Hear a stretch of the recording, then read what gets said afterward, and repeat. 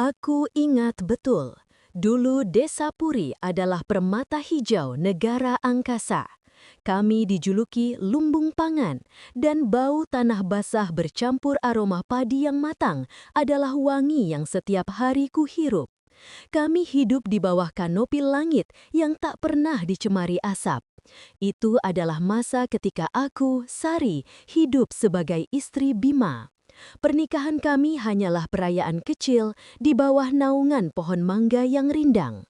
Bima, suamiku, adalah pria dengan tangan sekeras baja karena terbiasa mencangkul, namun hatinya selembut kapas. Ia mencintai tanahnya lebih dari apapun.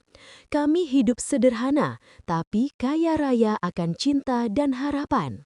Saat matahari terbenam, kami duduk di teras kecil, menyaksikan hamparan sawah kami yang menguning, berjanji pada diri sendiri bahwa kemakmuran ini akan abadi.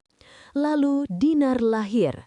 Tawanya yang lebih merdu dari gemericik air irigasi desa kami adalah lagu pengantar tidur kami. Kami bermimpi suatu hari Dinar akan bersekolah tinggi, jauh dari debu, dan menjadi orang yang memimpin untuk memulihkan Puri. Kami yakin dengan kerja keras Bima semuanya mungkin.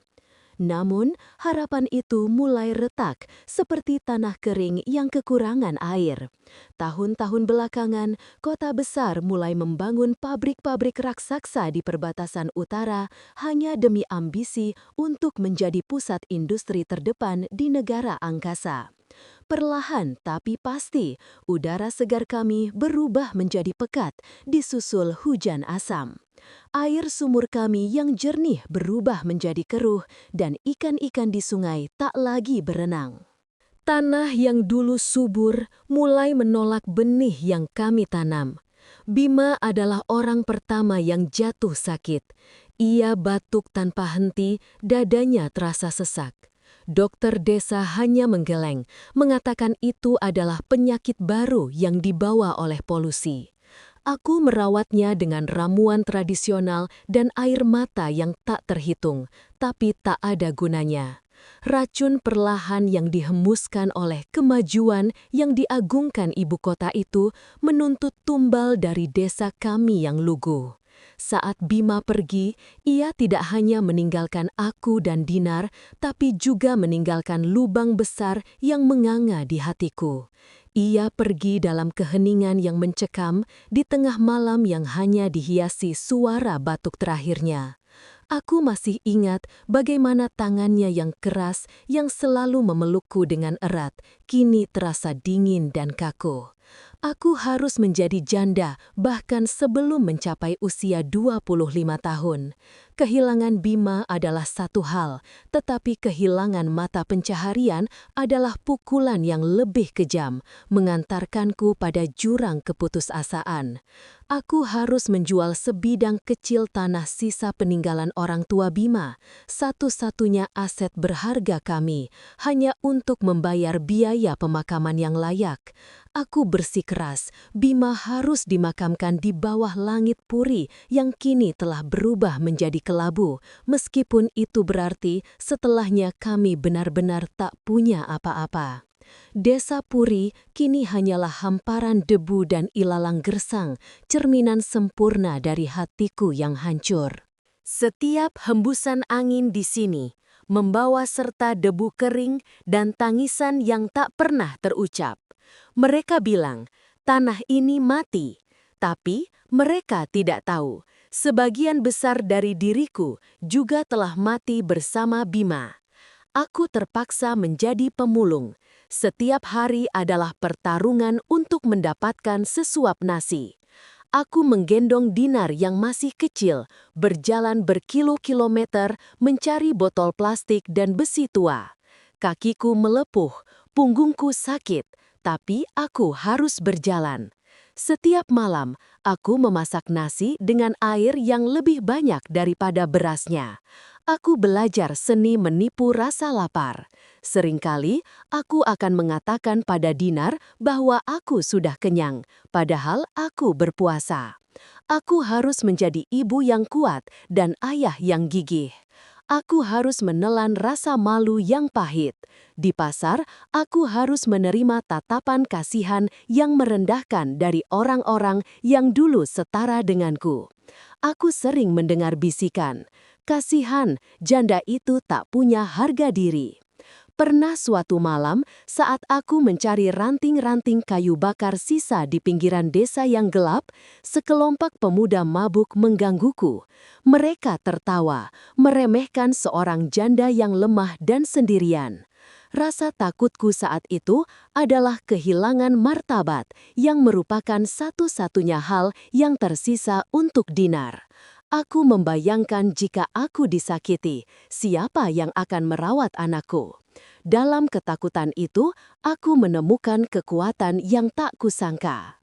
Aku menjatuhkan keranjangku, berdiri tegak dan menatap mata mereka dengan keberanian yang terbuat dari keputusasaan seorang ibu. "Pergi!" teriakku, suaraku serak, "jangan sentuh apa yang menjadi milik kami." Mereka mundur, terkejut oleh ketabahan baja yang mereka temukan di balik penampilan ringkih seorang janda yang kelaparan. Aku berhasil mempertahankan diri dan martabatku. Aku menangis dalam perjalanan pulang, bukan karena rasa sakit fisik, tapi karena aku harus menelan rasa malu dan kepedihan ini sendirian.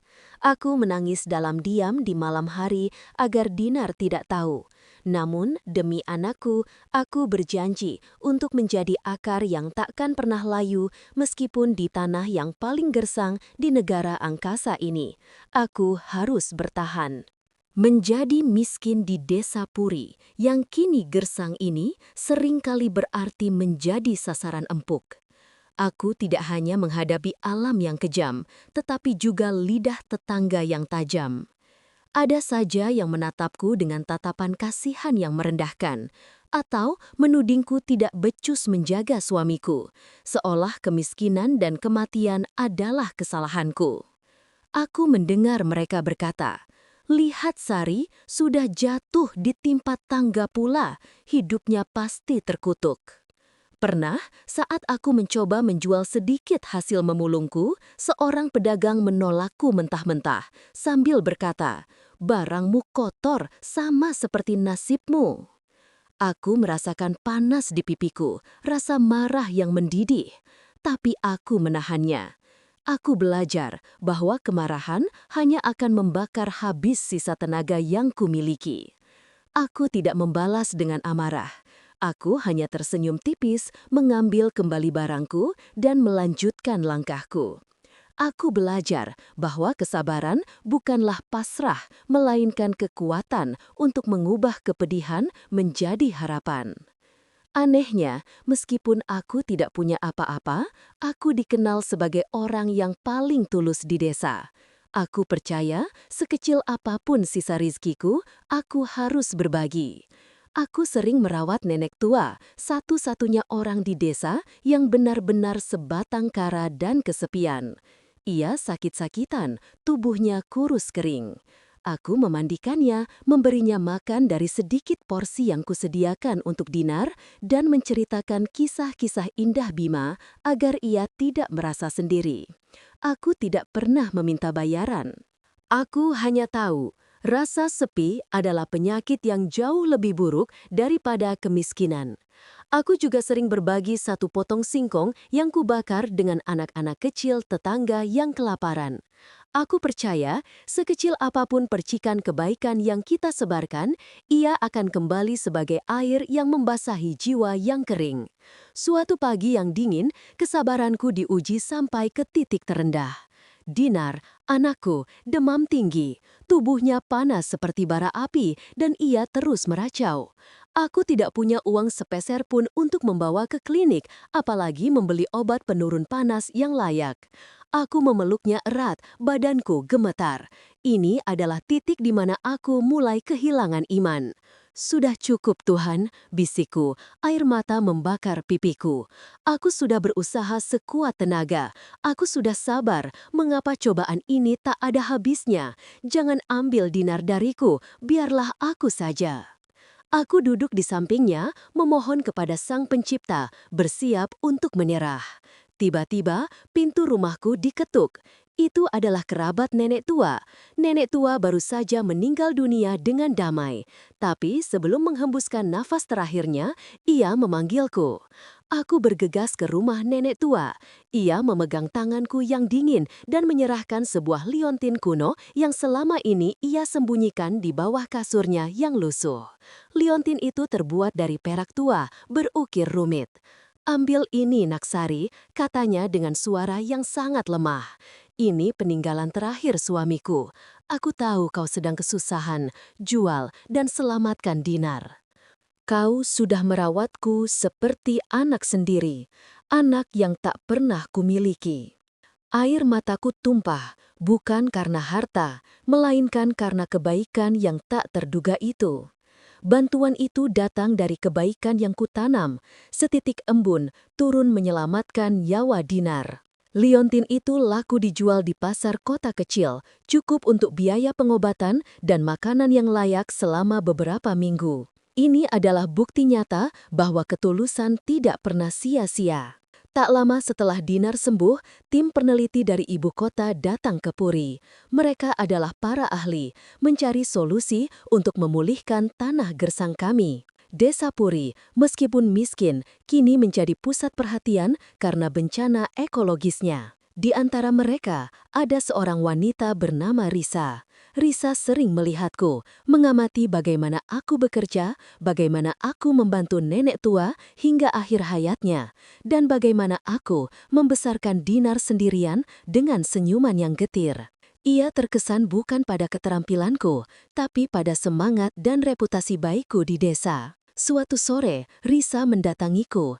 Ia menawarkan sebuah kesempatan emas yang terasa seperti keajaiban, pekerjaan sebagai juru masak dan pengasuh anak di rumah atasannya yang sangat kaya di ibu kota. Aku menatap tangannya yang halus, lalu menatap tanganku yang kasar. Aku menolak. Aku tidak mau meninggalkan Bima, meninggalkan tanah yang sudah menjadi bagian dari jiwaku. "Sari," kata Risa dengan lembut, "kau tidak meninggalkan Bima. Kau mencari masa depan untuk Dinar, dan ini adalah jalan satu-satunya." Aku melihat Dinar. Aku melihat masa depannya yang gersang jika kami tetap di sini. Dengan hati yang berat, aku menerima tawaran Risa. Aku menggenggam tangan Dinar, mengucapkan selamat tinggal pada makam Bima dan berjanji akan kembali. Aku pergi. Aku tahu, aku membawa pergi semua kenangan, luka, dan juga kesabaran yang telah menempaku selama ini. Kota ini adalah antitesis dari Desa Puri. Jika Puri adalah keheningan yang diselimuti debu, maka ibu kota adalah raungan mesin yang dilapisi emas. Gedung-gedung pencakar langit menjulang angkuh, menantang langit, seolah-olah ingin membuktikan bahwa manusia bisa mengatasi alam.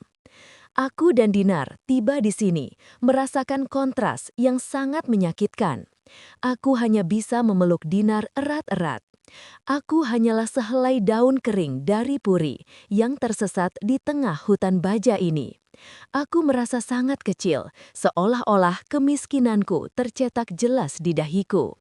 Rumah tempat kami bekerja, kediaman Tuan Aryon Mahaprana, bukanlah rumah, melainkan istana kaca dan baja. Dinding-dindingnya ditutupi lukisan mahal, lantainya mengilap seperti cermin, dan segala perabotannya terasa dingin dan asing.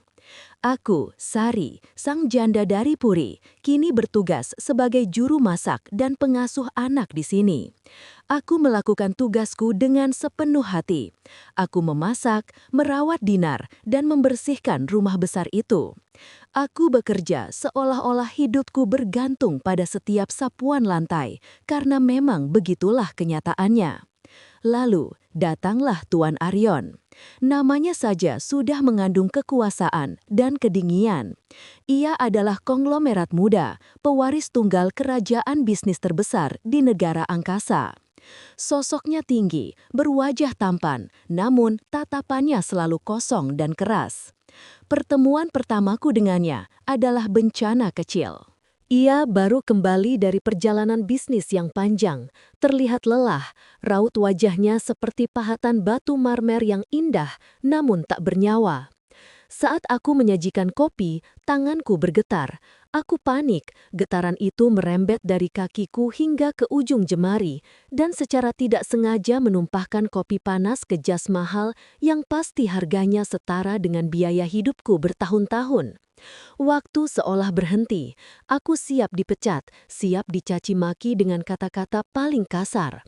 Aku membungkuk dalam-dalam, air mata hampir tumpah. "Tuan, maafkan saya sungguh tidak sengaja, saya akan segera bersihkan." Dia tidak berteriak, dia tidak marah, ia hanya menatapku. Matanya dingin, tajam, seperti pisau es yang menusuk. Tatapan itu menimbangku dari ujung kaki hingga ujung kepala, seolah aku hanyalah debu yang mengotori permukaannya. "Bersihkan," katanya datar, suaranya sangat rendah dan tidak memiliki emosi sedikit pun. Lalu, ia pergi ke kamarnya tanpa menoleh lagi. Kejadian itu membuatku semakin takut, tapi aku tidak lari. Aku melakukan pekerjaanku. Aku melihat bagaimana ia berinteraksi dengan Risa, selalu formal, selalu dingin. Ia hidup dalam gelembung kesepian yang terbuat dari uang dan kekuasaan. Namun, perlahan aku menyadari bahwa ia mulai mengamatiku. Aku sering melihatnya berdiri di balik tirai ruang kerjanya, memperhatikan bagaimana aku merawat Dinar. Ia terkejut, aku tahu. Lingkungannya penuh dengan kepalsuan, orang-orang yang hanya mencari harta, koneksi, atau keuntungan. Sementara aku hanya mencuci piring dan mengurus Dinar dengan ketulusan yang murni. Suatu hari, ia meninggalkan sejumlah besar uang tunai di meja dapur, berpura-pura lupa. Ini adalah ujian yang sangat jelas. Godaan itu terasa begitu berat. Uang itu bisa membuatku membeli tanah di Puri, bisa membuat Dinar sekolah. Tapi aku ingat janji pada Bima, janji pada diriku sendiri, bahwa aku akan menjaga kehormatanku. Tanpa ragu, aku mengambil uang itu dan meletakkannya kembali di mejanya saat makan malam. "Tuan," kataku sambil menundukkan kepala, "ini uang Anda. Saya tidak pernah mengambil apa yang bukan hak saya." Dia tidak berkata apa-apa, hanya mengangguk. Namun, tatapannya tidak lagi dingin. Ada sedikit guncangan, sedikit kehangatan, sedikit pengakuan. Mata dinginnya menyimpan kesepian yang sama mendalamnya dengan kesepianku. Kesepian dari kekayaan yang tidak bisa membeli ketulusan. Ia mulai bertanya tentang Puri, tentang Bima, dan tentang Dinar. Aku bercerita jujur, tanpa melebih-lebihkan kepedihanku. Aku menceritakan tentang ketabahan Bima dan bagaimana tanah gersang itu merenggutnya. Aku tidak tahu, ternyata perusahaan Arion secara tidak langsung terlibat dalam proyek pembangunan yang merusak lingkungan Puri di masa lalu, sebuah rahasia keluarga yang membebani dirinya. Rasa bersalahnya dan rasa hormat yang tumbuh melihat ketulusanku mendorongnya untuk lebih dekat. Mulai saat itu, Arion sering meminta kopi dariku secara langsung.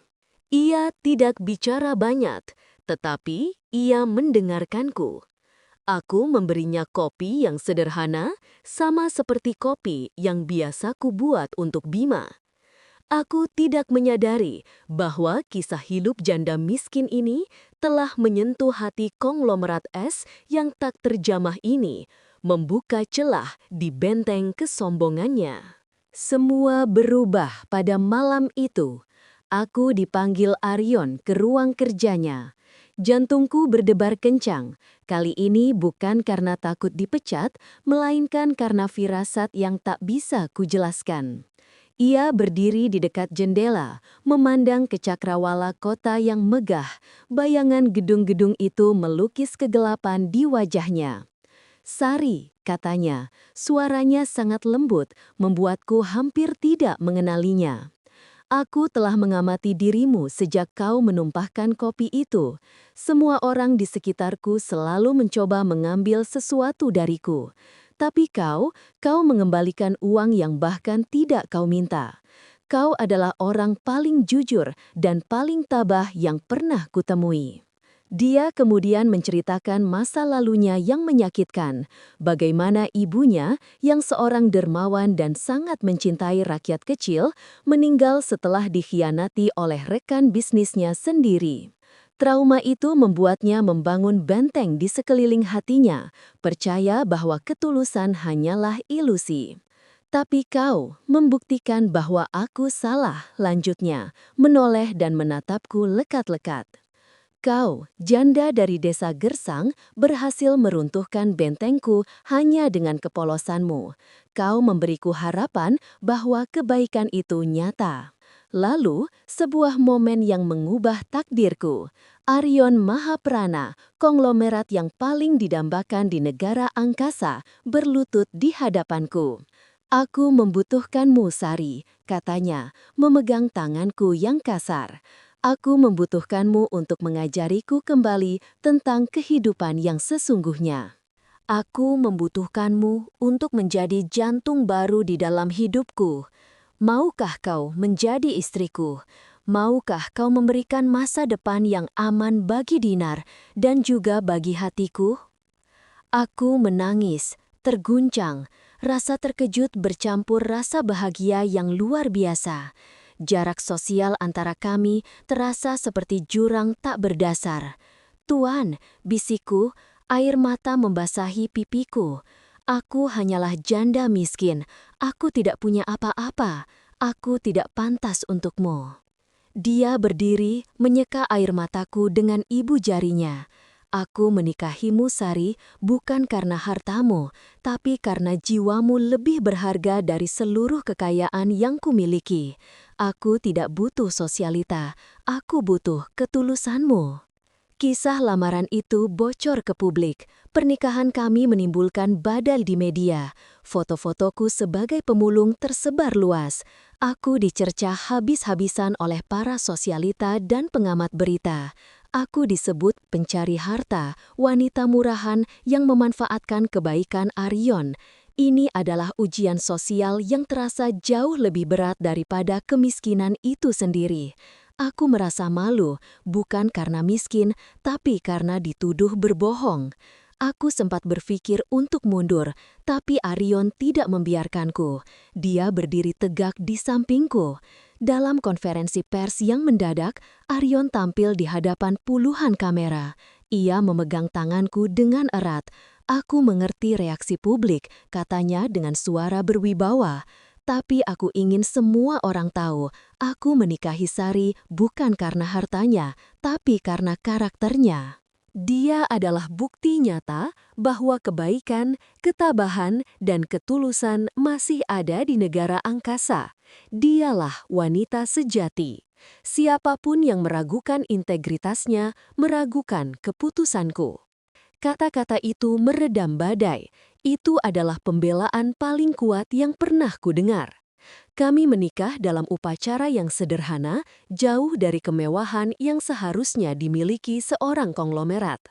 Aku mengenakan gaun putih yang sederhana, dan di sana, di depan altar, menggenggam tangan Arion, aku melihat kembali ke desa Puri. Tanah itu masih gersang, tapi kini hatiku tidak lagi. Aku bukan lagi Sari yang rapuh. Sebagai hadiah pernikahan, Arion Mahaprana mengumumkan investasi besar perusahaannya untuk merevitalisasi Desa Puri.